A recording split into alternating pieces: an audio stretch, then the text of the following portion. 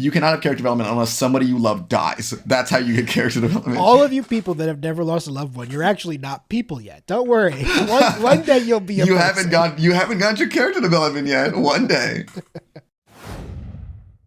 Sweet Christmas. Shout out to my birds.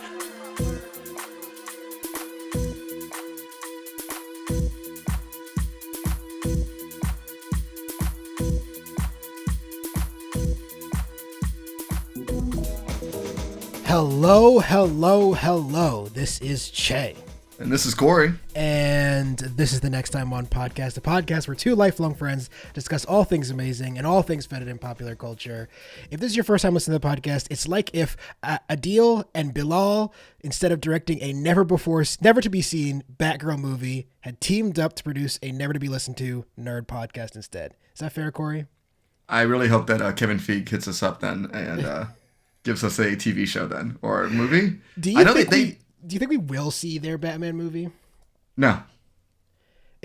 I think it might be not even in like 10 years. Like, yeah, I think there's it just might like this just finished be movie sitting somewhere on a hard drive that no one will ever watch. Yeah, I'm wondering at this point though how far along in post production they were, because that was kind of a big part about the Snyder Cut as well. Yeah. Because like the post production and all the graphics and stuff like that would have cost a shit ton of money. They gave an interview that suggested it was done. Like they could have just emailed it to movie theaters is like where they were. I don't know how true that was. And also those guys look like real douchebags. The reason they are relevant to today's episode, which for those of you who skipped over reading the title, we are talking about Miss Marvel Volume 1 by G. Willow Wilson. And those two, Adil and Bilal, will be names you maybe never heard of, but they directed the most successful movie of the cursed year of 2020, Bad Boys for Life, and a couple episodes of Miss Marvel. So yeah, and I did like their episodes. I think they had directed maybe like the first one, and I was like, I like this episode. Who are these people? And I think they're fine. I think they're probably fine directors. I don't think fucking they could have reanimated Alfred Hitchcock and given him the reins to Batgirl, and that would have been a good movie. There was no universe where Batgirl was going to work, so it's not their fault. It's not their fault, but it's just, I wonder what the market research was like. Oh, this is just not going to make us any money. This is just going to make nothing. We all know that Corey has no love for the new head for Warner Brothers Discovery. That guy fucking sucks. We'll see how long he's the new head for Warner Brothers Discovery. I think he's trying to fire sale that company. I'm wondering like who even wants to be the buyer for that. Somebody's gonna want it. Yeah, I'm like, who else is big enough? Not the House of Mouse, I mean, besides them. I actually think that would be the first monopoly in the history of monopolies that the U.S. government would deny. I don't think Disney can buy Warner Brothers. I think that would be a bit too much. Yeah. Don't forget, as always, go rate us 5 stars on all your preferred podcast platforms. As usual, you can find us at Next Time On Pod on all your social media platforms. And now we got our own YouTube URL. It's not disgusting anymore. So you can just find us by typing in youtube.com/@nexttimeonpod. And that'll bring you to the page where you can see our beautiful faces. And Jay, can you correct me if I'm wrong, but I feel like that's our handle on pretty much all social media. Yes, anywhere you want to find us. Just if you think we might be on a website, just type @nexttimeonpod and you could find out if we are there. And literally, it costs you nothing to follow us. Yeah. Nothing at all. Yeah, we've got. I think the videos are good, especially for these episodes, because we bring up pages, we talk about the art. You can see Corey's ever-shifting camera quality. That too. My myriad of problems that I keep having. Actually, by the time, so we're doing a little pre-record because I'm in less than 12 hours going to be on a plane. You're not supposed to tell people how and when we record. I don't think it matters in this case. That's fair. But Corey will have the camera fixed, so don't worry. And it doesn't look. It looks fine. It looks fine. It's fine. We will be doing coming up next month in celebration of what is it? The Way of Water or whatever. I can't even remember. I feel like this. Who gives a shit? Yeah, James Cameron gives a shit. And I think that's the end of the list. But we will be doing Avatar, the first one, for our Curse of the Rewatch, and I think is that the movie that will make the most like weird Money? nerds mad? Versus, yeah. Is it that, or is it if we did a prequel movie? Have we done a prequel before? What do you mean? The Star Wars prequels. No, I don't think we want to. There's I like think a there's weird hive that's like the prequels are genuinely good cinema. Come on, dog. I think it's like Stockholm syndrome after a while. Where It must be, right? I know, actually, that's not true. I listened to a podcast where some people I genuinely respect said the prequels were a mess, but Revenge of the Sith is genuinely good, and you're all wrong. Revenge of the Sith is bad. I don't it's think just Revenge of not the as Sith bad as the other two. I agree with that, but I think there is a good movie hidden behind George Lucas. Like whatever, there's a lot of bad happening in Revenge of the Sith, but I feel like some of it is very good, and a lot of it is not very good. I still remember. I have this argument with my friends all the time because they're big Star Wars fans, and I don't care. Because it just confuses me. I'm a hater, guys.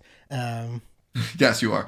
It just confuses me how the same person who wrote "I hate sand" it's as like just as a legitimate line for someone to emphasize that their their melancholiness with the whole like this is the sound of like democracy ending, and I'm like, that's a very good line. That's a very good scene. I think people underestimate how detrimental to one's art form, to the pursuit of art, tons of money is. Let's see. I mean, there's very few people who get extremely rich and continue to make really good art, and I think that's gonna tie back into exactly what we're talking about with Avatar 2. Yes. Basically, we're just gonna see what happens when a man is given dumb amount of money and basically no control, no oversight to see what he does with all that money. It's kind of fun from that perspective. It's like, let's just see if money makes art. Yeah, the talk coming out from the Disney camp is that this is like genuinely good. They have a lot of faith in it, and I don't know if that's a lot of faith because they absolutely need this movie to be a success or because they think it will be. But if you guys have checked the calendar, Disney has fucking cleared the end of the year. There's no Marvel movies. There's not even any Marvel TV shows. The Mandalorian's been pushed to 2023. They want your asses to go to the theater to see The Way of Water, and they think you will. Is that going to pay off? I'll be very interested to see. I think it will be interesting if this movie explodes. It becomes the number one movie of all time, passing Avatar, or it'll be equally interesting if this movie tanks super hard. I think both those possibilities are on the table too. I think it'll make money hand over fist, but that does not equal a good movie, as we are going to talk about whenever we do get to talking about the first Avatar. But yeah, you're right. We have Disney's dropping. Basically, Disney's just going to make a shit ton of money in November and December. Yeah. As usual, Disney will be running your lives for the next couple months. So absolutely, don't go anywhere, ladies and gentlemen. Mickey's got his hands around your throat. It's like, like Marvel this phase. It's kind of weak. I'm like, don't worry, we're gonna make our money. Well, that's the thing is, Marvel. Like, I'd run the record saying I've not been like in love with the last stuff that Marvel's done recently. I saw all of it and I paid for all the stuff. So like, what are you gonna do, man? They've got us locked down. And I don't know if we talked about it directly off air, but it's just like looking at it, it's like the majority of it still was good, but there were some hiccups. Yes, I had Corey and I had this discussion. I had incorrectly in my head an opinion of Phase 4 that it was weak, but the truth is, it's just really recently. I mean, Phase 4 has, and maybe this will be our episode 300 special, which we do have coming up, so stick around, subscribe to all the good stuff so you can see that. 300 episodes, absolutely insane. We've been doing this for that long. Jesus Christ. I thought maybe we could do like a ranking all Marvels thing, and that might be interesting now that we have Marvel doing different mediums in like TV shows, some short films. By that time we'll have 2 different specials. And I think and also Black Panther 2 as well, so right.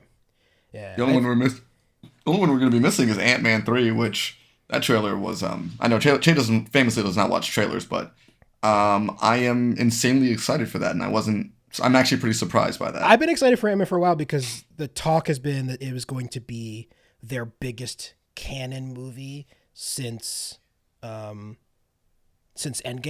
and I know, like, I get that, like, some people just want these movies to exist in a vacuum, And that's a fair criticism. Yeah, very fair. I don't think that's like, but for me, Marvel's at its best when all this stuff is interconnected because they're not going to make, let's be honest, even the best Marvel movie is not like incredible cinema. It's not the best movie of the year.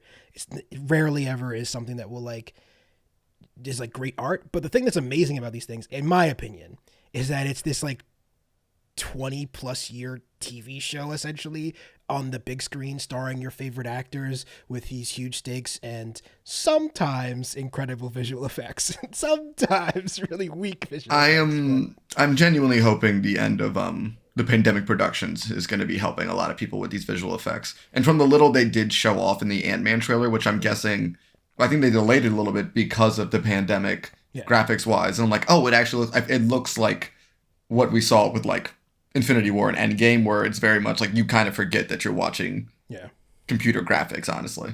Yeah, and I think a lot of that has also been a lot of the stuff we've been watching from Marvel over the last 2 years has been TV, which inherently they're going to have to spend less money on because you have to stretch it over 8 to 10 hours of screen time, and obviously there's just going to be a lower return on stuff like that.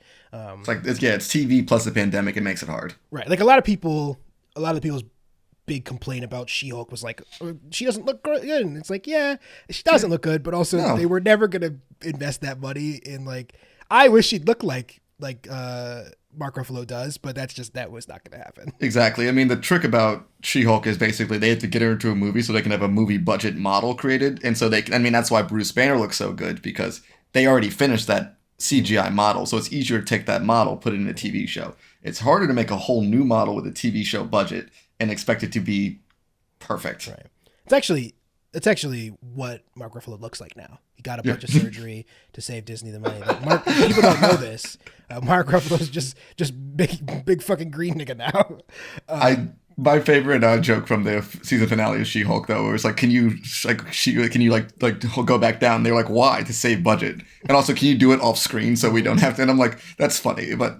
Yeah. I mean, as someone who watched the CW shows forever, it's basically their entire show. Not even just the CW shows, the Netflix Marvel shows. Like, I enjoyed some of that stuff, like Luke Cage, but when it got into the CGI, I think the only show that did action well out of all of them was Daredevil. I mean, we were there for the story for most of them. Yeah. I remember even thinking like Defenders was bad, but sometimes I was like, oh, this looks kind of good, but yeah. When they were practical, they were fun. When they were practical, they were fun, but like, listen, the Marvel Netflix rule is if someone's in a hallway, that fight's gonna be fucking lit. If they're anywhere else, that fight's gonna be pretty mediocre. Yeah, Marvel's they're king of like, we found a thing and it works. And what happened is the fight scene in Iron Man 2 with Black Widow is sick and in a hallway, and they were like, not only will all of our fights be in a hallway from now on, she's going to wrap her legs around every dude's head she sees for the next 15 years. That should be a Marvel drinking rule, or just like, I guess, a general action movie drinking rule. It's in like all stuff now. It's if it's a woman action movie thing, it's just let me punch them with my crotch to knock them out. And I'm like, that doesn't work. I actually saw I can't remember what the movie was. I wish I'd taken note of what the movie was. I saw it in a movie recently, and a guy did it to another guy, and I was like, equality. This is incredible. Was it Everything Everywhere All at Once? No, something like really recent, like in the last couple of months. And I was like, oh shit. Like, there we go. I didn't know men were legally allowed to do that move on screen. Oh, I just cracked my neck. Speaking of saving money, though, on these TV shows, I think we might as well jump into a discussion about Miss Marvel. We'll start with the TV show itself, do a little brief check-in, because we haven't actually, besides both of us saying we enjoyed it, we haven't actually talked about the show in general. And fans of the book, fans of the comic book character Kamala Khan, a.k.a. Miss Marvel, will have tuned into the show and seen one big change. And Corey, you want to walk people through what that change was and maybe why Marvel has done it? Well, I think there's like two changes, basically. One, I mean, I don't really think this is much of a spoiler at this point. It's been like months on end. And if you really cared about it, whatever. Kamala was supposed to be in the comics at the time when Miss Marvel first started coming out. Marvel Studios was like, we can't use the X-Men. So let's use another property to give a lot of people powers. And they tried to push Inhumans super hard in the comic books, and they even had that very failed and Not horrible. just super hard, like It was almost a threat. They were like, if you guys don't read Inhumans books, maybe we'll take it all away from you. And they also killed off a lot of mutants because of the Inhumans. It was, I think they just like straight up killed like Cyclops through like miscancer basically, because they're just like, yo, fuck, we can't use them. No one can use them. What basically. a truly incredible sentence, missed cancer. It was miscancer. I mean, like the whole like her whole like shift thing and like the cocoon thing. That mist thing was poisonous to mutants. So like 1 in every 2 of them just died from that. Yeah, I wonder. So for those of you who read this book along with us but aren't familiar with, or like big Marvel canons, I wonder. I thought it was an interesting decision to just have the mist in the book, not really reference at all where it's from, or. And you know what my theory on that was? Yeah. I think the plan was to make her a mutant. And I think like that was like the idea behind it was like, she's just going to be a mutant and we're just going to not really acknowledge it. But at the same time, I'm kind of happy that it's not the important part of the book. But yeah, that's the one big thing. And in the Marvel TV show that just came out, they basically offhandedly, I mean, they confirmed that she's a mutant because they played the little guitar riff at the very end of It's a bit show. of a like big reveal at the end because I think she's the first like canonically mutant in the Marvel Studios universe. Yeah. Although Deadpool doesn't count, but he's not there yet. I'm not gonna count him. Yes, I'm not gonna count him until he's actually there. But even then, I feel like there's gonna be some more shenanigans. Yeah.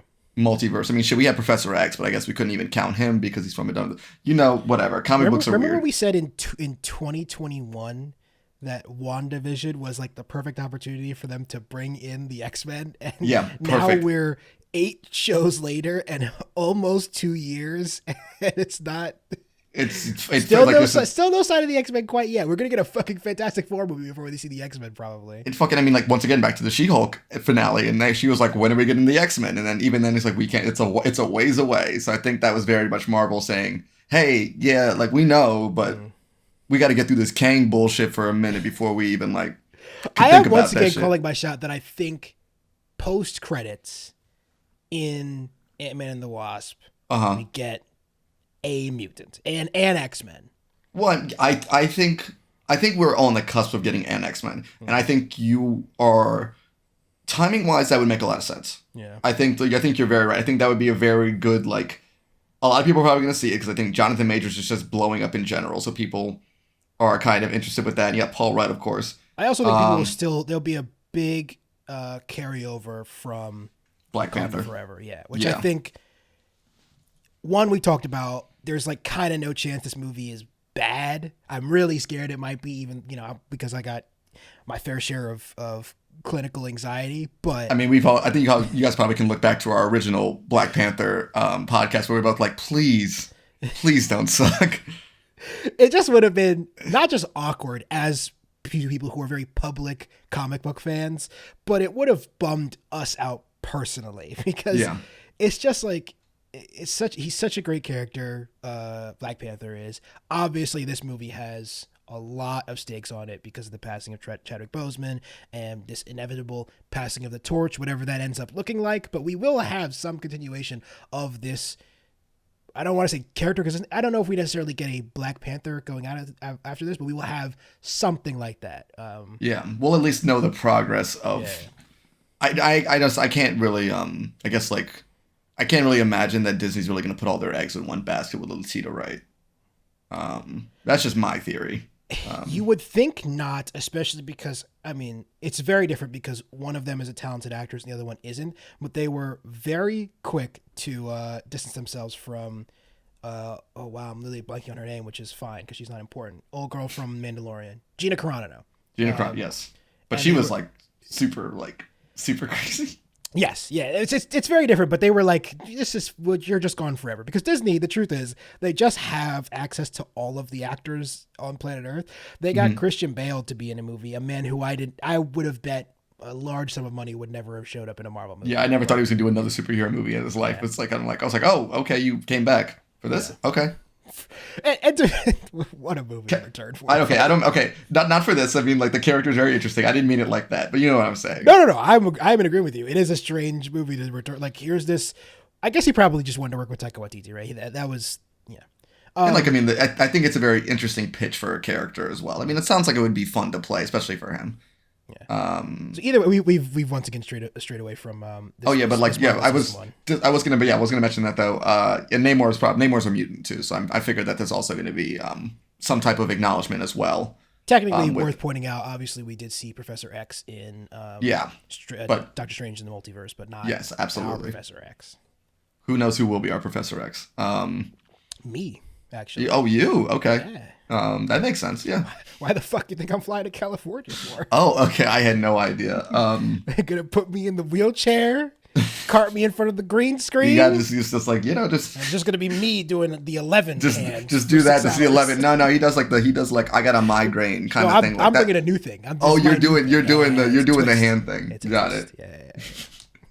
So what imagine how fucking mad people would be if they came into their X-Men movie and they saw me on screen. They'd be like, "Who is this?"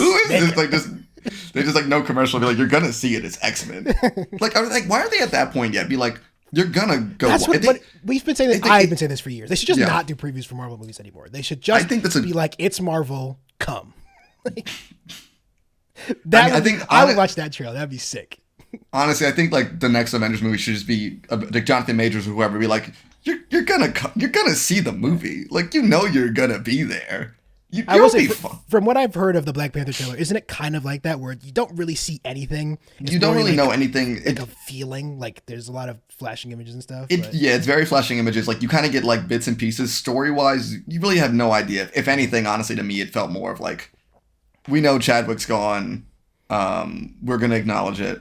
But we're still gonna keep the spirit of it and like keep that going. It was a very emotional trailer. I think you should actually give it a watch after the movie comes out. I do. I always watch them after the movie. Yeah, I thought it was one of like the better trailers I've seen in like a long fucking time. Trailer making's hard. But yeah. So back to Miss Marvel though with the But yeah, that's the first big change. They made her inhuman. Like they made her into a mutant for the Marvel Studios show. But in the comics, she kind of her powers are a bit ambiguous. But what she can kind of do is change like the size and mass of her body, and even do so with specific body parts. Like she can make her hand really big to punch, or make her legs really long to run faster, and she can shrink herself down and make herself giant. But also what she can do is like shapeshift her entire body, like Mystique style, like to just end up being like. And what happens in this book, she like seems to like float back into being Carol Danvers, Captain Marvel most of the time. Mm-hmm. But in the TV show, for those who haven't watched it, the powers are a bit similar to, I guess I'm just gonna say Green Lantern. It is very Green Lantern-esque. It's like quickly read you the Wikipedia list of her abilities. Sure. For those of you who want a. Oh my God, there's so many big words here. I'm going to sound like a real moron. But here we go. Embiggen? No, that we need to talk about Embiggen. Morphogenetics, superhuman elasticity, plasticity, and malleability. Appearance/size alterations, regenerative healing factor, bioluminescence, which I don't think I knew that, and then that might come up later. Yeah. That must come up later. But I've missed that in the Miss Marvel books I've read. I think so she's sort of got the hodgepodge of we can do whatever the fuck we want with her kind of powers. Yeah. And I think there's several reasons they didn't do that. One, it would have cost a shit ton of money to do that. Yeah. To have her grow and shrink. I mean, I'm assuming Ant-Man costs money for that kind of shit anyway. And also that's an Ant-Man thing. I don't think it's the growing and shrinking. I think it's actually the disproportionate thing more difficult. I think that also would have given people a lot of I think it would have made me uncomfortable. Yes. Honestly, and also because we're going to be getting Mr. Fantastic again. And his powers are also very hard to translate to screen. And I can't imagine how hard it would be to translate that into a TV show and make it look good continuously. Mm-hmm. But this is the first instance of this, though, right? This is the first time the character's powers will be different in the MCU than they are in the Marvel comics, which I imagine, just because of how Marvel's been running their comic book business the last several years, will be retconned.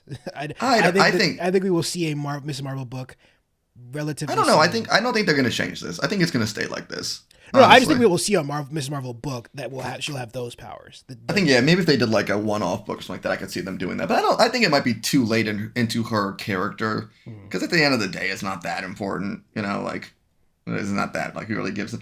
But yeah, so I think like that's the reason I think they changed her powers.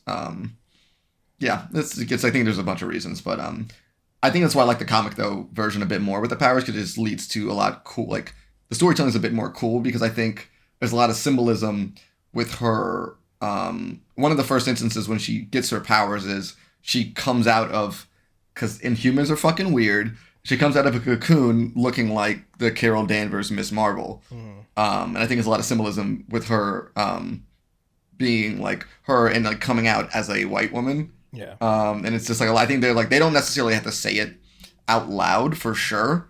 But I think that little point right there is a bit lost without having her being able to do that like in the show. Well, and also because it would have been harder to get Brie Larson for like about 30 seconds, I think. Yeah, yes, that would have been difficult. But I think this book is very clearly, among a lot of other things, but is a metaphor for like puberty and how young women and young people in general feel uncomfortable in their bodies. I mean, she literally says on many occasions in this first volume, like, I wish I was like looks normal. She's fixated on having blonde hair and being able to wear tall boots and like it's clear that this is like I said, it's a metaphor for puberty and your changing body and all this stuff and feeling uncomfortable with who you are, both physically and identity wise, because she's obviously Pakistani American girl living in Jersey City, surrounded by mostly white people when she's at school who have quote unquote normal names, not like Kamala Khan. So I do think some of that gets lost in the show, but we talked about that like a lot. I mean, obviously the themes of that show are very much about, and they definitely they definitely embrace the culture a lot. But I think that I think it's harder to like. I think it was like also we're very clearly they do kind of like that is part of her character for sure. But I thought the book itself with what did a very good job of is being like we're not really going to say it out loud, but that's kind of part of it as well. And I think a big part about it, in which I kind of like this book a lot, like Kamala and like Miles Morales, where it's just like there's not a lot of people of color, and it's gotten a lot better, but it's like we didn't really have much of a choice for the main heroes that when we got into this, where they're all just a bunch of white people. Yeah. And so like when you had a favorite character, it was like it was hard sometimes to cross over being someone who also looked like you. So it's like hard to like, and I think that's also a very interesting point. Also the better things about when Marvel actually was trying new things and creating new characters. I thought it was a very, Listen, it's not too late for them to give us the blue Marvel movie that we've all been craving. I swear he's going to show up at some point. He has to. They're fucking running out of characters. He'll be in something soon. I think I'm 100% positive he's going to show up at like somewhere soon in some post-credit scene with some famous actor. Yeah. The Old Spice guy is my pick. Oh my God, I forgot about him. He's back in the Old Spice commercials, right? I feel like I've seen him recently. I feel like I know he was trying to be Luke Cage for a while. I remember that.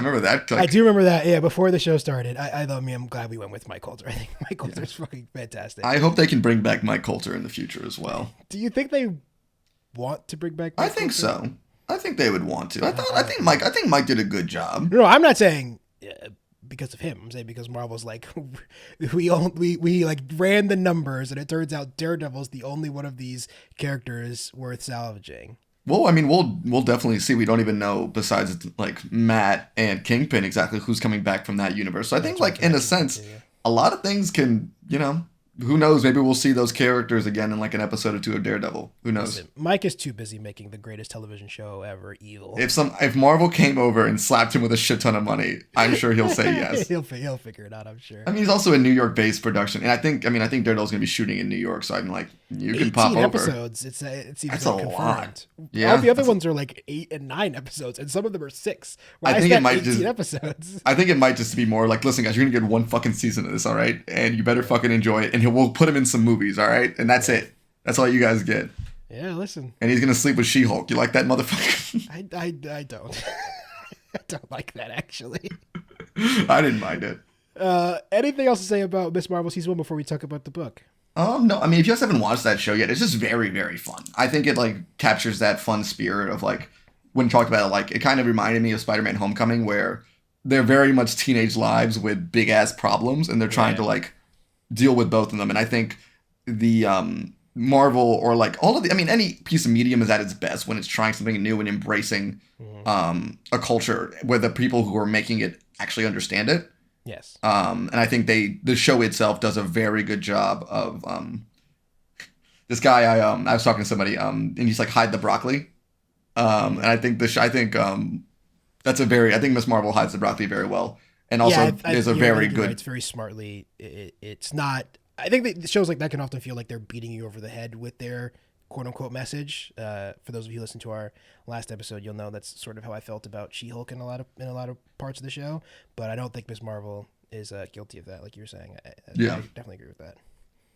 Yeah. I also think the other thing that Marvel, whether or not you think they've been on a dip recently or not, the one thing you can't argue with is they are still one of the best at casting. And that show basically introduced, I think, an entirely new set of faces to a lot of people. Some of them would have been in some bit part stuff, but Iman Vellani, who plays Kamala, is fantastic.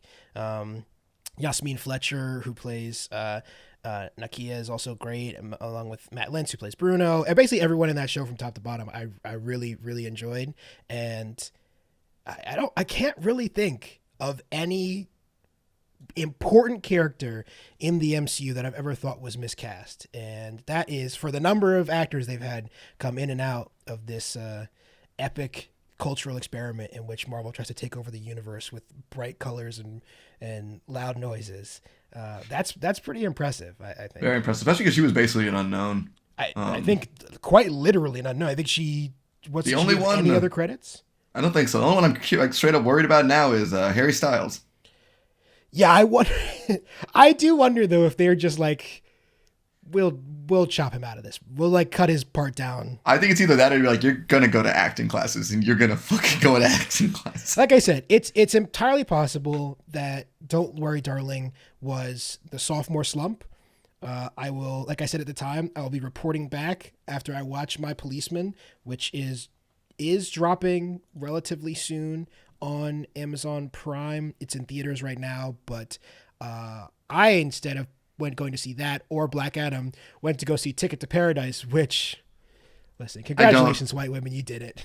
You fucking did it, white women. I was so confused when you messaged me, and I was like, well, I'm surprised there's so many women going to see Black Adam. He's like, no, I've seen Ticket to Paradise. I'm like, what the fuck is wrong with you? Well, one, I fucking love Julia Roberts and I fucking love George Clooney. They're my two favorite white people. I do like them as well. I like them as well, Jay. But you know what, man? That was not a movie. Gun to my head, man. I'm not going to see Ticket to Paradise over watching Black Adam.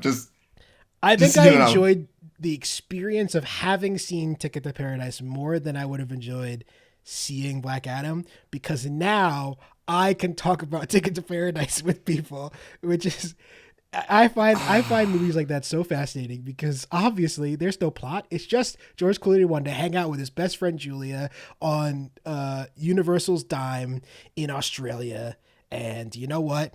More power to him. I ain't mad at it. I hate that the title is basically what the movie was. Oh yeah, it was just like they're like laughing in our faces. Yeah, very much like, oh no, Ticket to Paradise. Like, this is my vacation that you're paying to watch. Yeah. Julia Roberts has not been in a movie for 4 years and came back to do this one, by the way. Wow, I didn't. Yeah, I was like thinking, like, what's the last time I saw Julia Roberts in anything? Well, last time we saw her in anything was in season 2. You would have seen her in season 2 of oh my god, Homecoming. Oh yeah, which season 1 of Homecoming. She's season really good. 1, yeah. And she was in this Stars show right now. That's okay. It's fine. Homecoming was the biggest case of deja vu because I listened to the podcast it was based off of like 4 or 5 years before, and I'm like, this story just seems familiar, and I don't know where I heard it before. And I got into the season, I'm like, oh, I knew exactly what was happening the entire time. Should we take a quick break and then come back and talk about this? Let's this do it. book? Let's do it.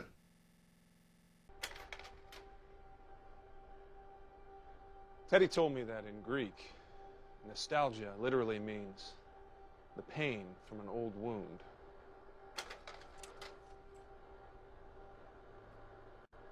It's a twinge in your heart, far more powerful than memory alone.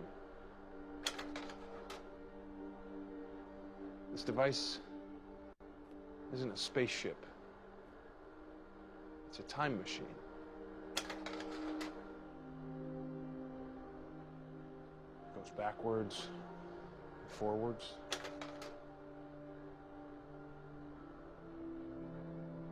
It takes us to a place where we ache to go again.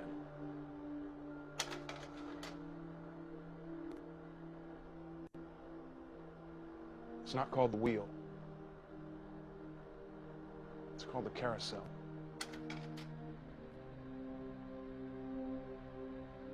It lets us travel the way a child travels. Round and around, and back home again.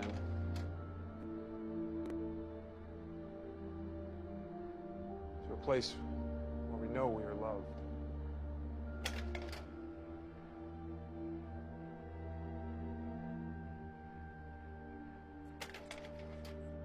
And we're back. What's up? All right, let's do it. We're talking about Miss Marvel Volume 1 by G. Willow Wilson. First up, we're going to run down who created this book, who were the writers, who were the artists, all that good stuff. So obviously, written, as I said before, written by G. Willow Wilson, who really, this is like the thing that exploded her onto the scene as far as name recognition goes, but has some other notable works, including 2 graphic novels under the Vertigo publishing branch, Air and Cairo, both with M.K. Perker. I've read Cairo, and it's like a pretty good crime book set in Cairo that follows like, I can't remember, like 6 or 7 characters, but you can clearly see the development of her writing over time. It's not as it's certainly not as polished as her work in Miss Marvel, which I think is really great. She did some work on Wonder Woman. She had a run on that recently, and then has ongoing a Poison Ivy book that I think is fantastic for DC. As well as 2 prose novels, Elif the Unseen and The Bird King. And I haven't read either of these. Have you read either of these, Corey? No, I haven't, but The Bird King, I think I just put on my Goodreads. I didn't actually know it was her who wrote it. Yeah, they're both very highly celebrated. Elif the Unseen has been on my list to get to for a long time, but I just haven't read it yet. And it's like a cyberpunk fantasy book, which doesn't really sound like my thing, but all the reviews are great. So I certainly want to pick it up. Listen, like we're both talking about how much we like The Peripheral, so who knows? This is also, the art from this is by Adrian Alfona, who is kind of a big name in that co-creator of The Runaways with our boy Bendis. Or sorry, Brian. No, Brian K. Vaughan. I was like, no. I had the name in my head, but then, I don't know, my dyslexia or something confused the 2 B names. Not Bendis, Brian K. Vaughan. The guy who stayed writing good stuff. Yes. But kind of has done very little other stuff. He, for a while, retired from comic books and came back to do a couple of mini runs and a lot of covers. And this is the first real long form book long run he'd done since The Runaways. And I'm a big fan of his art. I don't know about you, Corey. We talked about it briefly. We didn't really touch on it too much. I am a big fan of his art. And I could not remember why I recognized it so well, because I think I maybe mentioned on some podcast probably early on that Runaways was one of my early books that I read with Marvel. And one of our first book clubs too. Yeah. And I loved it so much. And I was like, oh yeah, this is like when I was reading it, I'm like, yeah, like I haven't read it since like its first couple issues came out. I'm like, it's giving me such like a Runaways vibe. Is that why I like it so much? And I'm like, yep, that's exactly why I liked it. And I kind of can understand why he would come back and do a story like this, because it just feels like it would naturally fit in if the Runaway crew just kind of came in out of nowhere and just picked up Kamala and like scooped her away into their story, except Kamala's parents, which are meaner in the book than they are in the TV show, but I'm assuming they soften up as the book goes along. Yeah, well, I think I like the scene. It's one of my picks for best scene in the book, but I'll spoil it now since you mentioned her parents. That scene with her father after she's been out at night, and like they catch her passed out after having eaten, and that's the first time where I was like, oh, okay, these parents aren't just like strict, stereotypical immigrant parents who like lock their children in their rooms so they don't have sex and do drugs or whatever they're terrified they're going to do if they let them out of the house. So I think in the show they're obviously like they're kind of like not strict at all in a way that I think is unbelievable. Yeah, I mean the mom is pretty strict, but the dad's very like. But even that, she's like strict in like there's a scene in this book where the dad yells, and in the show they never. There's not really any like confrontation. But I think I kind of like that though, because it's just like I think it's effective. Yeah, I think that's more effective, because I was just like, oh, I get they're gonna be all mad. And I'm like, I think it's like kind of endearing for characters where like it's very clear that these parents are just trying their best. Yeah. And I think that's a bit. I mean, it's like I think there was a bit more nuance in the TV show than this, where it was like, damn, this dad's mean as shit. And then, because I'm like, I don't really think like she said anything that bad, and he was like just went off on her. I'm like, oh my god, like. Yeah, but she also like. I do think there is that thing where which is why I would not be a good father.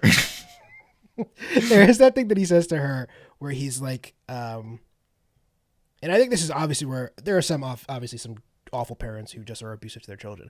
But for the most part, when your parents get mad at you, it's out of like fear. It's like, oh, like I thought my kid was like gonna fucking die, because you get irrationally terrified that they'll perish from walking to school one day. Like, yeah, absolutely. But yeah, I get it. That I do think that her parents are, one, a bigger part of the show than they are of the book. Absolutely. At least in the first volume, and two, I do prefer their characterization in the show. But I don't think they're that much of a difference. One final shout out to the colorist of this book, Ian Herring, who I could not find their credits anywhere online because their website is unnavigable. Like, my guy Ian gotta change his website out because I'm like on there clicking random pictures. Like, I'm sorry, what's going on? But I like the color of this book a lot. I think it's really well done. Yeah, it's like, no, I don't want to say watercolor, but it's like a very like kind of muted a bit. It just kind of fits the tone, because I feel like it just makes the it like kind of just gives the book its own vibe, which I kind of feel like with like Runaways I like so much, where Runaways is like it's in the Marvel universe, but it feels like it feels like it could almost exist by itself. Yeah. And I think I like with this first volume of it, it just felt like it was such a small, contained, but Marvel universe like book that I'm like, I don't really need to know anything else besides this, honestly. So yeah. No, I liked it a lot. Yeah. And I think Herring does a good job of, like you said, the muted tones for most of the book, when we're just like, especially following Kamala when she's hanging out with her friends or at home, and then the juxtaposition between that and the scenes with, like when she's imagining the Avengers, or later on when she becomes a superhero herself. Those scenes are really bright, and it's like colors that pop off the page, and I think that's obviously very intentional and effective to the story. So you have a very strong creative team for this book. Very obviously, strong. This book is excellent, and you need a lot of talented people to make excellent books. So it doesn't. And I don't think I've read a book since like that first Jeff Johns Shazam book, where I've seen like, oh, they borrowed so much from this book into making the TV show and movie, and I think that was like, for that I think it did a very good job of. There's almost like entire scenes ripped from this, like the one that it's slightly different, but the one that I remember really loving in the show, and I think also is really good in the book, is that scene in the mosque where they're behind the divider and she calls out to the imam. Is that what they're called? That sounds right. Yeah. Sorry if that's not right. I'm not up on my tenets of Islam, unfortunately, and he obviously, it's one, displays her character as sort of like rebellious, but also respectful in a way. And I mentioned Rami a lot when we talked about the show, but I think it's a great reference where you have these characters that are first generation children of immigrants who are sort of trying to figure out this way to navigate two diametrically opposed worlds of modern America and traditional Muslim values, and how those two things can combat each other, and how at times it can feel impossible to be both a good Muslim and an American. And that character was Sheikh Abdullah, by the way. Yeah. Thank you. Of course. But yeah, I think that's unless you have anything else to say about Wilson, Alfona, or Herring, we can move on to what exactly is this book. Nope, I'm good. Let's keep it moving. All right, let's do it. So why do we choose this book is a good question. I think that one's pretty obvious. We have Miss Marvel's entrance into the MCU, the Marvels movie, which is next after Ant-Man, right? Yeah, I think so. So. That sounds right. Yeah, I'm with you that I'm pretty sure. Actually, I think I have. Why don't you you want to run down what the backstory and maybe the influence of this character might be? We did a little bit at the top talking about the Mist and the Inhumans, but anything else? Yeah, the Inhumans and the Mist. I mean, I think the very clear comparison you can use for this character is Peter Parker. I think it's very a retelling of that, essentially, from a different point of view. And I don't know if I'm just pulling this out of my ass or I read an interview where she was talking about how she developed the character, but I mean, it seems very much like young teenager, bit of a nerd, very much an outcast, gets powers. And I swear, like, there were several scenes in this book where they were like teetering on with great power comes great responsibility. And I mean, like literally in Jersey, like can see New York City from the top of her building. So like exactly, it's very intentional. It's very, very intentional. It's just like very much like we're grabbing from this, but we're in our own location. Yeah. And I like that. I think me, I mean, as a big Spider-Man fan, that's why I probably gravitate to this book so much, where it's just like fun teenager trying to balance their 1, parental figures, 2, school, social life, and 3, having no idea what the fuck to do with these powers. Thankfully, no one has died yet in her life yet. There's no Uncle Ben, but I'm sure at some point someone's going to get Uncle Ben. Not sure who, though. But you have to for character development. You have to. You cannot have character development unless somebody you love dies. That's how you get character development. All of you people that have never lost a loved one, you're actually not people yet. Don't worry. One day you'll be a you person. You haven't got your character development yet. One day. Yeah. But yeah, no, I think like to me it was just very reminiscent of like early Marvel, but very, very well translated into actually how the people who read the comic books now are. Right. Like a real person, basically, and not just the same cutout stereotype white kid. Well, I do think it's always, we talk about this a lot with like, especially modern comics. What I find fascinating about when I'm reading those, you can tell when people are fans of the movies and they've started to like, not even slowly, they've started to quickly seep their way into the books. And this comic book is actually in a lot of ways very reminiscent of the tone of the MCU, more so to me than, like you were saying, the early Marvel comic books and those origin stories. And I think that is effective on the page here, where you have this character who is clearly built for the screen, and that's why in a lot of the ways her along with the excellent performances and everything in that show, why that show ends up being so successful is because Willow Wilson is clearly a fan of Marvel, and it's always better when you get people who like this shit to make this shit. And that's what it feels like to me. Like it's very clear, like, oh, I can like make my character in in this universe while also referencing my favorite character. I don't know if Captain Marvel's actually her favorite character, but like I have to assume that was part of it. I do think even if it's not her favorite character, it works for Kamala to be really into Carol Danvers, because at the beginning of the book, she gets, obviously a lot of this story is about her becoming more comfortable with herself, her identity, and her culture. But you can see she just, as I'm sure many young children of color want to be, she just wants to be a pretty, tall, blonde-haired white woman.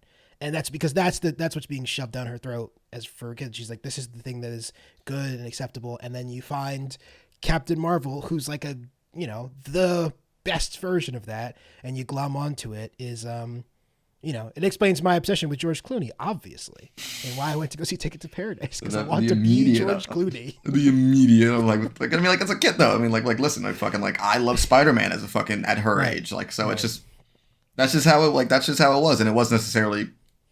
It makes sense for her character, and it makes sense for the story. Also, you can't have a new character without being attached to an old one. So, listen, if it worked, this is one of the better ones, I feel like, where it actually makes sense with the character. They actually tied it really well together with the character in order to make it work. Yes, absolutely. Sometimes it's like, this character has nothing to do with that character, but guess what? They're fucking Batman now, so fuck you, basically. So I do sort of wish, I get it that's like, this sort of the point is like her character, she steals her name from her or whatever. I just sort of wish there wasn't a Captain Marvel and a Miss Marvel and a past Miss Marvel. It's just comic books are already too fucking complicated. Don't worry about it. The first Captain Marvel died from cancer, and then we got Carol. I know, but then also, was Carol was also... See, this is what I'm talking about. It's like Monica Rambeau was also Captain Marvel. Don't do this to me. Oh, and also there was Novar, who was also... Marvel was the first Captain Marvel, actually, so... You know what, Corey? Actually, comic books are stupid, and we should stop. That's where I've landed. It's one of those things where I'm like, I don't have any shame about reading comics, but like, at the same time, I know how stupid comic books can be, so it's just... The comic books is... I'm like, yeah, but it can get really fucking dumb, though. In a good way. I like it when they get dumb. As long as it's a creative and well dumb. I can't fucking talk anymore. All right, should we do a quick plot summary of this first volume of Miss Marvel? Which let's do it. Is I think what's the name of this? It's No Normal is the name of the first volume. But also, we can't forget that Shazam is actually called Captain Marvel as well. Stop doing this to me and the listeners. Stop doing this to me and the listeners, Corey. I feel like I'm being abused. Dude, there's been 8 Captain Marvels. That's wild. My point. That's 1, exactly 2, 3, my point. 4, 5, 6, 7. I'm sorry. I'm done. Yeah, I'm done. Genuinely much better, honestly. All right, so we meet Kamala Khan, who is a pretty typical New Jersey City high school student. Which we're sorry that you're. Yeah, Jersey which means Cities. 2 things. One, sorry, she's a douchebag because nobody born in New Jersey isn't a douchebag. Hey, sorry to hit you with that, Kamala. It's just listen. It's your own the fault. shoe fits. It's your own fault, honestly.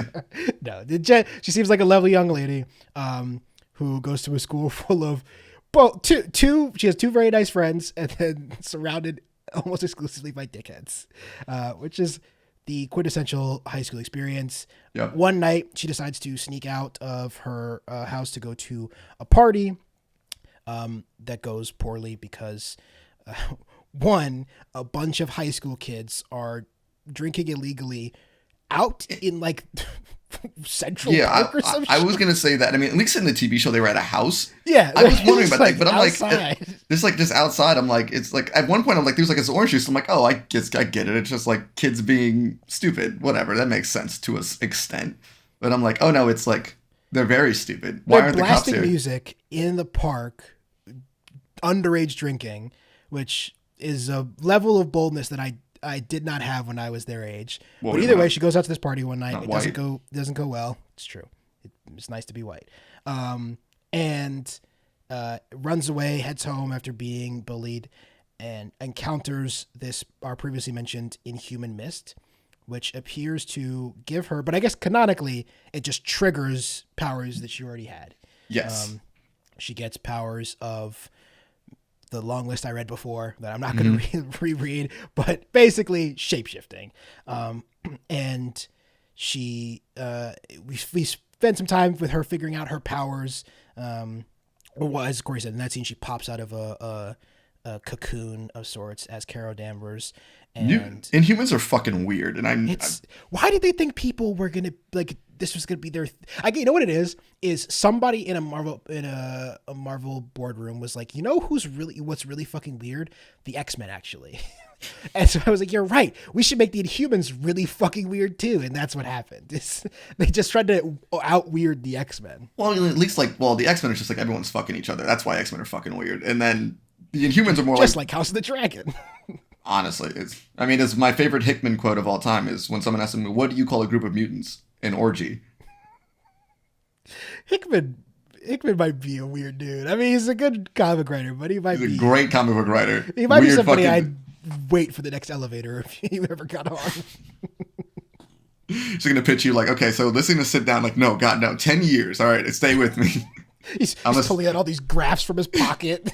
This is like already has the fucking... No, I wanted to read the pictures, Hickman. You're making me read. I don't want to read. He's got fucking plots about whose father is who and who's fucking who. It's like, Hickman, I don't want any of this shit, man. The man's a graphic design genius. I always like his charts, but good God. Great. I can't fuck with it. Please continue. After she transforms into Carol Danvers, she sees the 2 people of course, one of them wearing a Letterman jacket, that were bullying her, drunk by the pier, and she falls in. And of course, Kamala rescues her using her expanding hand power, which is her first real execution of her powers. She races home, to climbs back on her window, thinking she's successfully got away with it. Only to find out her parents have known for quite a while that she's been out of the house.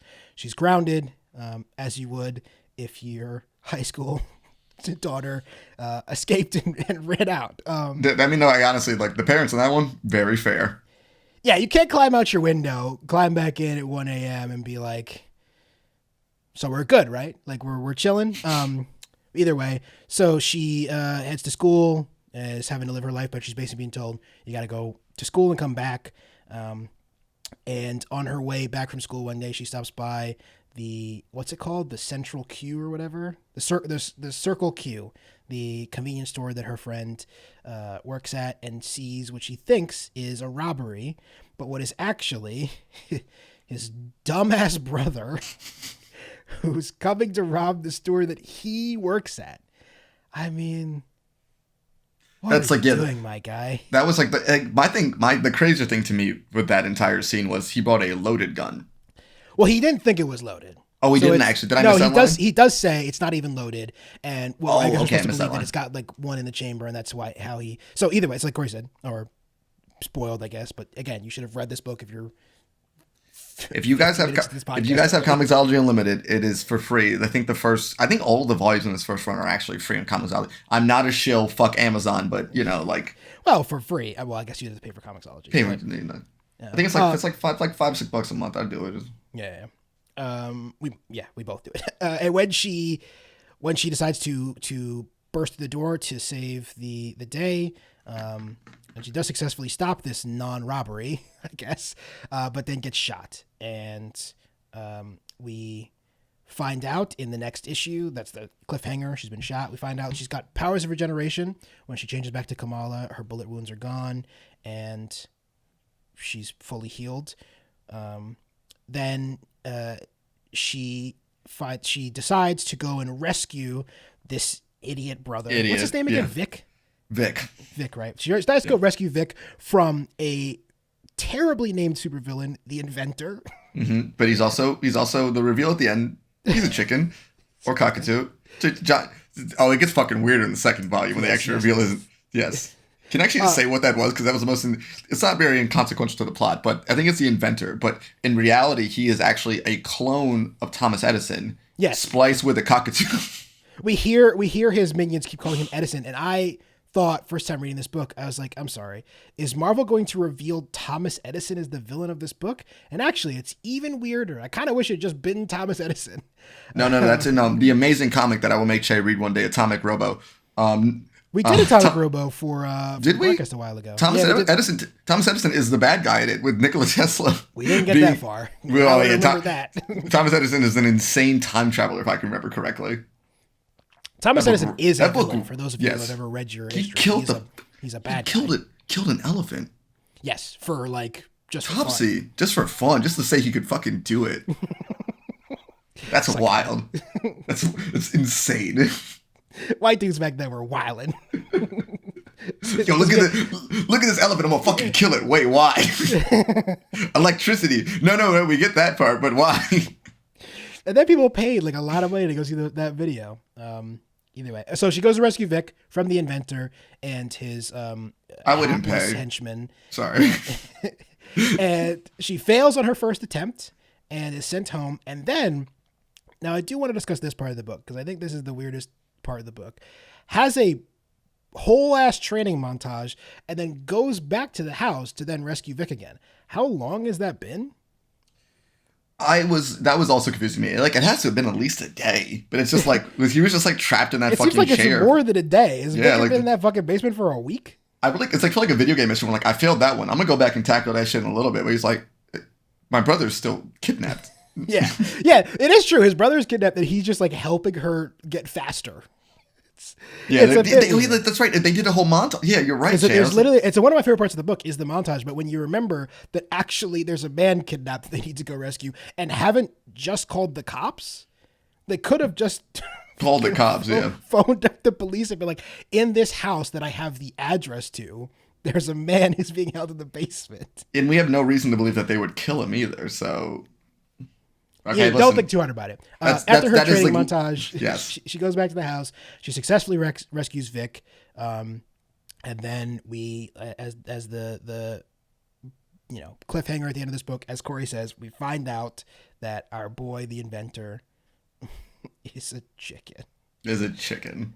Which is funny. It's again my point. Maybe we shouldn't have started reading comic books, Corey. Maybe we fucked up. The problem with it was, and I'm just like, it's a chicken. But like, that's my brain now. It's like, you're like, that's stupid. It's more like, chicken. And like, that's just, I don't have any, like, I've read much stupider. Especially because it comes out of nowhere, because as far as like, so if this had happened, if that had been the end of, what was that book? Murder Falcon, which is just like absurdist and ridiculous and a ton of fun. And like, you turn the page and any weird thing could happen, or like any Kyle Starks book. Sure. I get it. But this is like a pretty, as far as like a superhero book can be, pretty grounded, and like is a lot about this young woman,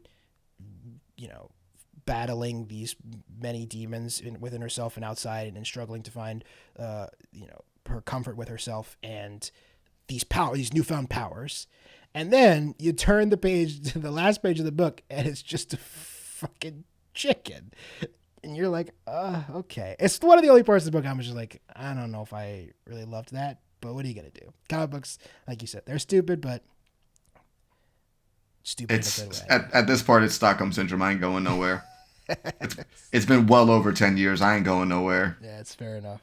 Did I miss anything in the rundown of the plot? No, I think it's a pretty standard superhero. I mean, the origin story, but like definitely superhero early days. Like the way she got her powers is so inconsequential that it's barely even brought up, I think, in the first volume. Yeah, it's I didn't even really register until like reading a little bit further in the book, and then it hit me. I was like, oh wait, that's the Inhuman Mist. I forgot, because I had forgotten about the Inhumans while I was reading this book. I'm not saying, I mean, of course, if it happened in real society, like, of course people would be stupid, but it's just kind of also phones home the point of, like, how stupid it is if people are mad at mutants, because it's like, how would people, like, I think even she has, like, and maybe I am a mutant. It's like, why are they just randomly mean to mutants? Like, you don't know that Spider-Man's not a mutant. Like, you just... Yeah, it's one of the things we talked about before, which is, like, the point of the mutants is obviously they're like this metaphorical stand-in for race or sexual identity, like whatever, yeah. All these things. But it is really stupid that we live in a world where people are like, we should crucify Cyclops, and then also are wearing like a Spider-Man t-shirt. Exactly. Like, it's just silly. But what do you maybe, I think X-Men just need better PR.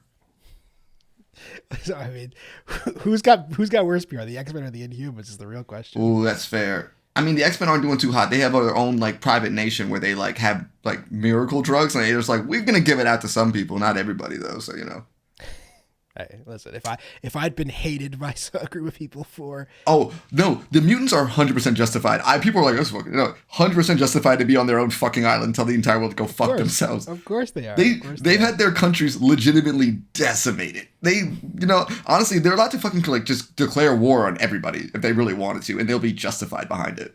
Yeah. I'd read that book. Book. You are, of course, our comic book czar. What's up?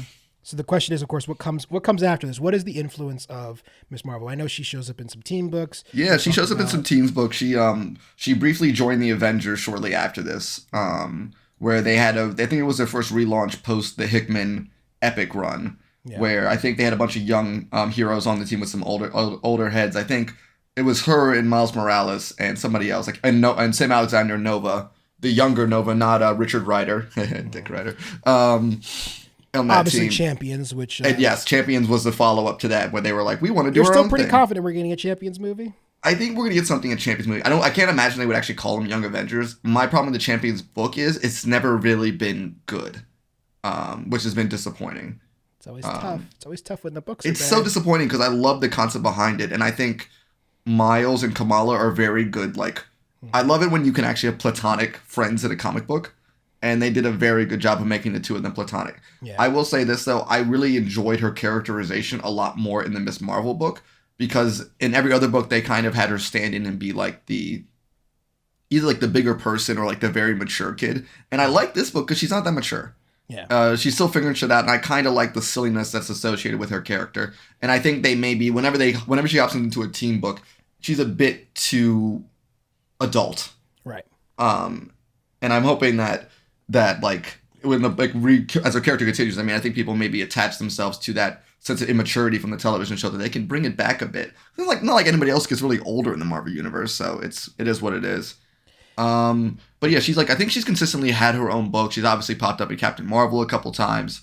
But basically, besides Miles, I consider Miss Marvel to be like, this is a new character, we're putting her in things. And that was kind of like before the TV show announcement. Like, she was like, I think the book was like sold really well too. It was just like a very breakout. I think it won a bunch of awards, and I think they were putting her in a lot of stuff. But yeah, I think Miss Marvel was one of like Marvel's at the times, like, this is like coming off the cusp of like Hawkeye and all these random books that Marvel was throwing out there.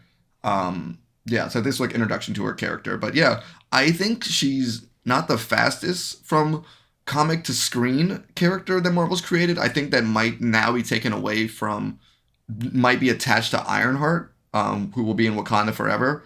But besides is that, Ironheart faster? I guess that's true, because I think it is faster after her by a bit. Yeah. So Kamala, I guess we should have said this book, volume 1 of Miss Marvel, is 2014. She's officially introduced, apparently. I have not read this issue, so tell me if you have. In a August 2013 issue 14 of the Captain Marvel book. I cannot say for certain that I know that. Don't think I've ever read that book. If I have, I had forgotten that Miss Marvel was in it. As far as I thought, this was her introduction. And either way, so she 2013, 2014 character. Ironheart is from 2016 and will be in a movie at the end of this year. That is, yeah. But you know what that is? That's not that there was a ton of Pakistani characters running around the Marvel universe, but certainly what happened is they looked around and they were like, we need black women in our movies. How many black women do we have in our character? What do you mean, like, barely? Fuck. Somebody go write us a black woman quick. So. And I'm looking at, like, I think Kamala, besides her own book, she's been popping up in Champions. I just remember they did like this whole like event that never went anywhere with her called Outlawed, and it's just like, they're like, we shouldn't have teen superheroes, and I'm like, you shouldn't have superheroes in the first place. Like, the fuck are you talking? Like, it's like, wasn't that the Warriors book, or am I? No, the Warriors are the reasons the first Civil War happened. Yeah. Oh, that's right. They're the ones that. They're the ones that blew up Jersey. What a stupid fucking book. Such a stupid fucking book. We talked about it a million times. Civil War 1 and 2 are the worst comics that Marvel has like decided to put out in years, I think. They're so popular. It's crazy. I think people, I mean, it's obvious. It's like people like to see heroes fighting each other. I mean, Avengers vs. X-Men, I thought the story was dog shit, but it's like people taking action figures and claying them together, and like every once in a while I'm like, this is fun. Yeah. I think Avengers vs. X-Men was fun, and afterwards everyone was like, who gives a shit? But Civil War, like, well, I mean, I will say this. There's some really fucking good stories that came out of Civil War. But Civil War itself was dog shit. I think we said this before. I think Secret Invasion... Was that Mark Miller? Yeah, of course. Yeah, Mark Miller's a horrible writer, so we will stand... I will die on that fucking hill. Yeah, I think we said this before, but Secret Invasion is going to be probably the best event book they've adapted to date. Just quality of book-wise to screen. Will the movies be as successful? I don't know. I actually think there's a chance that the thing that was successful about Civil War, which I think we're both in agreement, still one of Marvel's best movies ever, is that they could stray so far away from the book because there's not a lot of attachment to this dog shit. Because I think it also worked because people were just like genuinely. I remember, it's funny. I remember when Civil War came out, they were on the Daily Show. Like when that's how much they were pushing Mark out of it. Miller was on the Daily Show. Somebody was on the Daily Show because I remember when Captain America died. That was like I remember that was like news. Yeah, like there was an Post reported on it. There was like an interview. Like that's like it was like this is like the death of Superman big, which is why it's so fucking annoying that they brought him back. Even though I love Steve Rogers as a character, it's like we could have just. Yeah, And I mean, that's when I got into comic books when Captain America was dead. And I think it worked so well because there was a lot of books like reflecting on him being dead and people moving on past that. And I was like, this is a really interesting way to do this.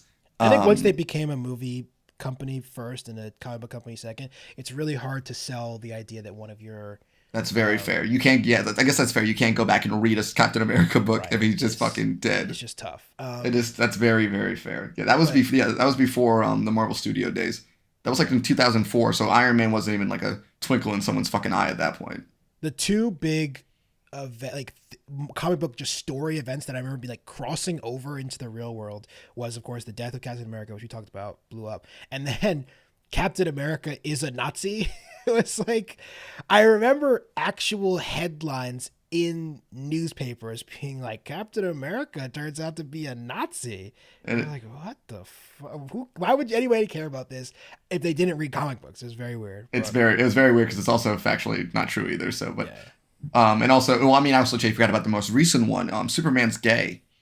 And everyone lost their mind over that. Where it's just that was like not news. That was just dickheads. People being assets. But also it's just like he's not. It's his son. Just shut the fuck up. Just shut the fuck up. Comics. The community surrounding comics are bad. Che and I are the only ones who actually have good opinions on it. So nerddom in general attracts some of the worst people. Unfortunately, these things that we both really love. No one hates something like the fans of something. Yeah, absolutely. Anything else to say about this book in particular? We take a quick break and we'll come back and talk about some of our favorite parts.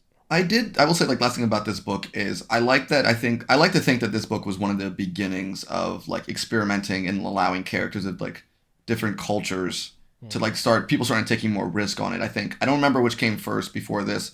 Or Simon Baz, Green Lantern, who's also a Muslim American, Jessica Cruz. But like there seemed to have been like a lot more of a push for inclusion and diversity.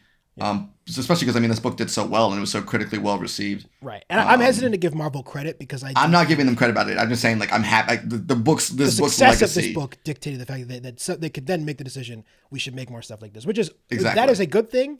But obviously I don't think the motivation behind it is always pure. But no, it's all about the money. I'm just saying I'm happy that this made them enough money that we were able to kind of keep getting shit. That's different. All right, should we take a quick break and come back? Let's do it.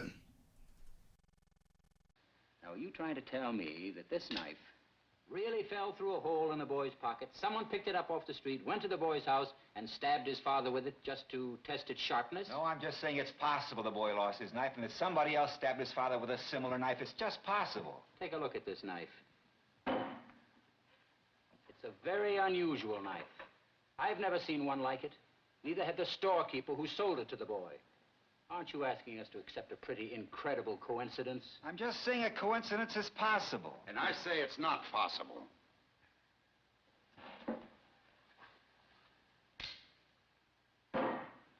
Where did that come from?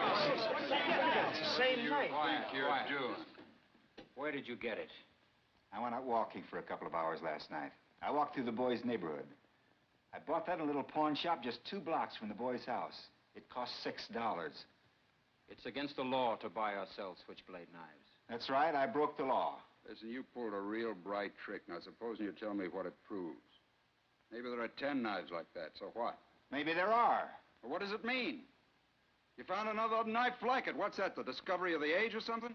You mean you're asking us to believe that somebody else did the stabbing with exactly the same kind of knife? The odds are 1,000,000 to 1. It's possible. But not very probable. And we're back.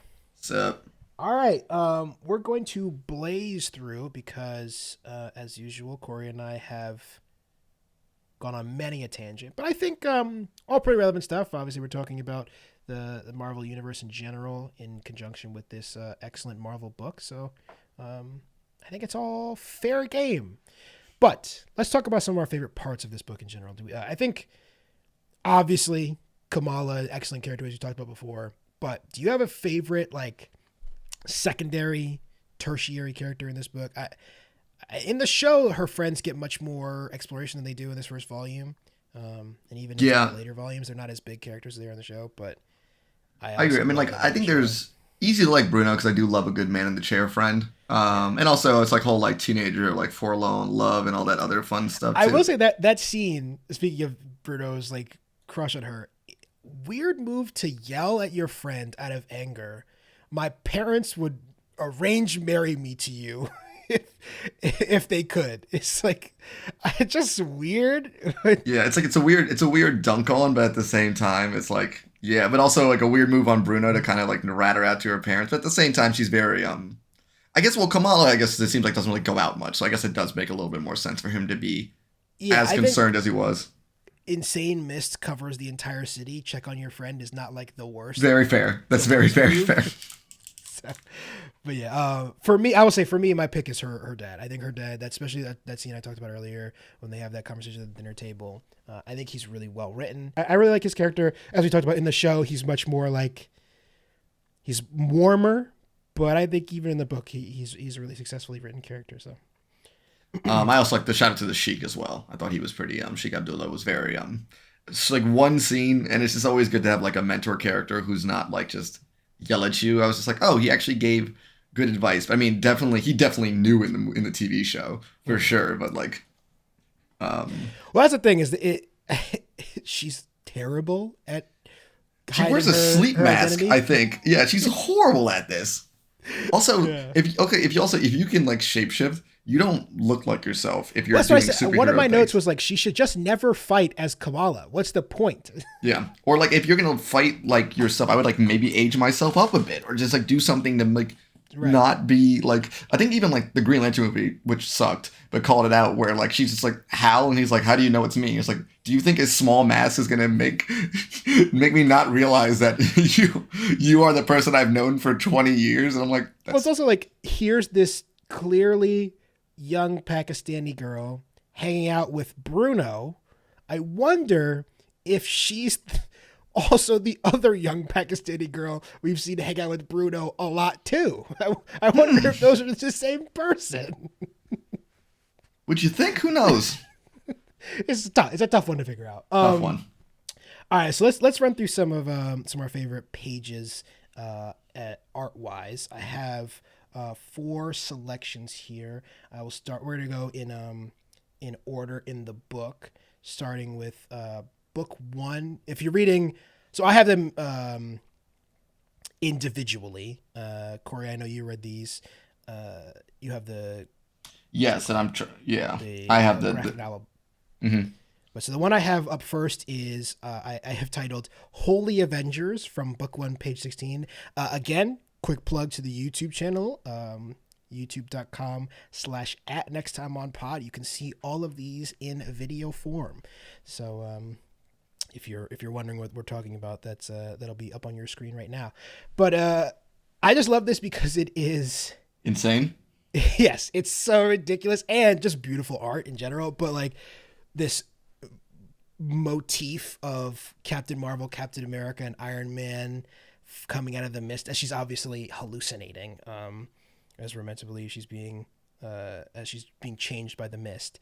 But we see her like stuffed animals that we've seen in her room have come to life floating around in this. They got little pigeons and also flying around. It's just great. It's beautiful. It's one of the first full pages in the book and really pops at just color wise. We talked about Sterling's color already in this book. I think really successful. Sorry, not Sterling. Herring. Ian Herring. Ian Sterling is a British comedian. Don't know how my brain did that, but yeah. I mean, I'm sure you're also a fan of that page. But oh no, that page is like I love the page and then like the whole like I mean I love a good vision quest. Mm-hmm. And I think it's a very good introspective look into how Kamala feels like. Right afterwards without her just having a bunch of thought bubbles to herself. Right. Show, don't tell. Next up, book 3, page 4. We've got the throngs assembling outside of JC Electronics as we see Bruno and Vic meeting again in the aftermath of Kamala's like explosion onto the scene as a superhero and the city around her. I love the guy standing in the corner with the Fear the Mist sign, which is, is both very New York and very Marvel. Just The end. some guy silently standing shoeless in a crowd telling you to fear the mist. Very Rorschach, the end is nigh. Yeah, yes, very reminiscent of that. We'll keep an eye out for that guy. He'll be back around doing murder stuff or something. What if that was Rorschach? If that was the canon? That was like, yes. Actually, I think- Rorschach in the Marvel universe lives in Jersey City. I think Alan Moore might drive to murder somebody at that point. I think that might The thing be. is, Alan Moore would never have heard about it because there's no fucking way he's checked into comic book news even a little bit. No, not at all. He's grumpy ass motherfucker. Corey's not an Alan Moore fan. No, I'm established on last podcast. Yeah, no, Corey's mad at him. It's so wrong. My third of 4 picks for art, we've got the robot fight when she's entering the Inventor's house to rescue Vic for the first time. I've always talked about how like comic book art for action is very difficult to do well, and I think this scene is our first real exploration, like her doing superhero shit, and it's really well done. Spans like 3 pages, but I think all this is really effective art, including the end of it where she's like slamming through the door with her massive hand, and you got the robot parts flying all around, and the dirt and smoke billowing in the air. Just a really beautiful rendered set of pages here. And last but not least of my picks, at least, is book 5, page 17, and this is the busting through the basement door the second time to save Vic after they've left him in the basement for a week, as we've already established. Just again another really great action scene. Love the close up on the guy's face out of like shock. Yeah, I just think again and when she breaks through the door as massive Kamala, it did make me I mean, we talked about obviously at the beginning why her powers were changed for the show, but I just think this would have been a really great visual spectacle, which I guess we will end up seeing similar stuff in the Fantastic Four movie to come. Yeah, I think it's just generally like hard to just do that. Just big-headed John Krasinski running through doors. Yeah, if he's actually going to be in it, who fucking knows at this point? Oh, you don't yeah, think so? I don't know. Apparently they're still figuring that out. So, what do you mean? How would there be anything to figure out? I don't know. I don't know, man. I like John Krasinski. So. I would know. I'm okay with that. I'm talking about like contract negotiations and shit. I don't. Apparently that's still. I did think he was not really going to be like an actor much anymore. It seemed like he was really just trying to directing, but I'm not mad at it.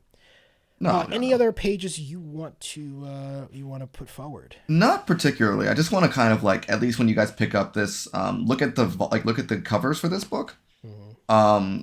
I like the good thing about the trade was like they left a lot of the pages without text on it. And I do love it. I mean, a lot of it's just like her like looking out at New York. It's all like kind of just quiet, in like comparison to like the chaos that's actually happening. And it's like they fucked up Comixology and made it hard for me to scan through pages again. Yeah, for a service that has so much great content, it is truly awful UI. Yeah. What are you gonna do? Exactly. I would no, but yeah, I mean, I think guys definitely at least the first volume, the first 5 issues, look into the covers. The covers are fantastic. Especially the ones without text on it. I just really like it. But yeah. Yeah. Like I said, the art in this book is really well done. So yeah, and also I'm a big fan of like whenever like they zoom out to show the higher things, and it's just very silly, like a smiley face on a character because you can't. I think like, those were like a little bit. You could have done a little bit more detail. It kind of gives me that whole like back in the day like Scott Pilgrim indie comics vibe, and I'm a big fan of that kind of shit. Like where tonally, it's, it's okay. It's if this book was more serious, I'd be sort of annoyed by it. No, but it's like it feels juvenile, which I think it works it works well with it. Absolutely. We'll run down a few of these picks I have for like best moments. Mm-hmm. First up is the cliffhanger at the end of the first issue where we see her transformation into to Carol Danvers, Miss Marvel, the old Miss Marvel, which if you obviously like going to this, I was already familiar with the character's powers and everything, but I can imagine at the time you're reading this book, you don't really know what's going on, and you get to that last page and you're like, I'm sorry, what's happening? And you just need next Wednesday. You got to run to your comic book store and pick up that second issue to see what the hell is going on. The other thing I like about this book is it's all pretty much in chronological order in a lot of ways. Every book that ends kind of starts like right afterwards. Yeah. I mean, that's why I think I really like doing it as like back to back, or at least I think about like reading it in the volume because it just immediately like just flow into the next one, and that's great. Yeah, I think that's like, I think it works. It's like one of those books is like, it seems like it's written as a volume rather than like individual issues. I mean, it still does like of course, last page, you want to know what happens next, but you know. Yeah. Next up, I have two moments from issue 3. First up, when she is in the locker room, like just like, testing out, discovering her powers. I think that's really effective and like funny slapstick scene. And then as a complete like dichotomy to that scene, that book ends with the failed, not really robbery attempt, but that ends with her getting shot, and you have that moment that is really effectively rendered on the page where you get the massive blam onomatopoeic text at the bottom of the screen, and then I love the final page of this book. You just got the casing tink bouncing off the floor and her sitting there with blood soaking her costume, and once again like a great cliffhanger. Makes you like, you're like, I'm sorry, this character's been around for 2 books and she's dead. Obviously, if you read a comic book, you know she's not dead, but I think it's a very like, you know, that's a very like, oh shit, this is real moment, which I feel like every comic kind of needs, essentially. I mean, being a superhero, it's not chill. No. And then, of course, that opens the next book opens with her revealing her identity to Bruno, which I think is really touching. And I think another cool thing about this book too is just like whenever like we discover something new about the powers, it's it's part of the story. It's not like just like she randomly gets something. Like everything, all of her powers has a purpose within the storytelling. We learn something new about her. It's really good. Like she learns that she's invulnerable, but then she becomes vulnerable, and then it's just. And my final pick is in issue 5. I've talked about this before. I will spoil my pick, obviously, for best. I mean, it's not spoiler if you listen to the rest of this podcast, but I think the best moment in this is her talking to her father, which is book 5, page 10, after she's come home. And it's the first time as the book reader, so obviously if you read this after the show, you'll know he's got kind of soft edges, but this is the first time we really see that he is this like loving, caring father, and he gives her just a really beautiful and effective speech that I think really works well. Obviously, like I said, so much this book is about struggling with her cultural identity and your familial relationships in this world where you're trying to navigate, and you want to be Carol Danvers, or you want to look like Carol Danvers, and I thought that was really well written. So, any other picks, Corey, for your favorite moments? No, I mean, I think my favorite moment was what you were talking about with the gunshot leading into that, and I think also like when she's getting like shuttled away from the party and just like how over the top I kind of do like when like books are very just like we know what the stereotypes we're doing, it just lean into it and have fun with it. But yeah, I think that's pretty much my favorite moment though. Yeah, I just think this book is really, really well written, really successful. G. Willow Wilson quickly becoming one of my favorite comic writers. I picked up a Poison Ivy book, a thing I never thought I would do, just because she was attached to it. And again, like I said, it's really good. If you're not reading it, currently ongoing under the DC. Anything else you want to say about Miss Marvel, the show, the book? If you guys have made it this far and have not read the book, I'm honestly impressed. But if you have done that, I highly recommend reading the book. Very confusing decision. I recommend the book and I recommend the TV show. Doesn't matter which order you read them in, or watch. You know what I mean? But no, it's a very, very just like fun. Even though one of my favorite scenes is her getting shot. It's very lighthearted. It's especially super if you're funny. reading it in trade form, you turn the page and you realize, although again, if you've ever read a comic book, you knew she wasn't dead, but you turn the page and you realize she's not dead, and you're good. So, and it's she's a very lighthearted and very fun character, and I think the second volume has one of the first arcs is her teaming up with Wolverine, and it's just utterly delightful of her like overly enthusiastic with just hanging out with Wolverine and Wolverine's general Wolverine-ness. But yeah, no, I got nothing else to say about this book. TV show's great too. I loved it. I thought the actors for that, honestly, like it's like page to screen, and if anything, like it's very like it's usually like a lot of the opposite for Marvel sometimes with like especially with like Tony Stark and stuff like that. But it very much just felt like she just kind of jumped off the page into the screen. Yeah. But yeah, no, I got nothing else to say. Yeah. Like I just reiterating everything Corey said. Great book. Go pick that shit up. But we'll let you guys go.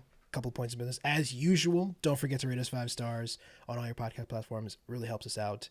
And you can follow us at Next Time on Pod everywhere now. We're all anywhere you type in at Next Time Pod, you can find us. If you haven't already, go over to the YouTube, drop a subscribe. If you're watching us on the YouTube, don't forget to like and subscribe and all that good stuff. And I've been Che. I've been Corey. See you guys next time. Bye.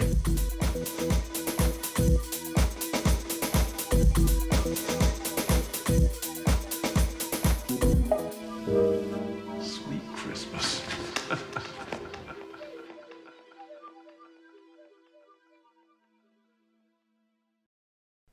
We're not on TikTok.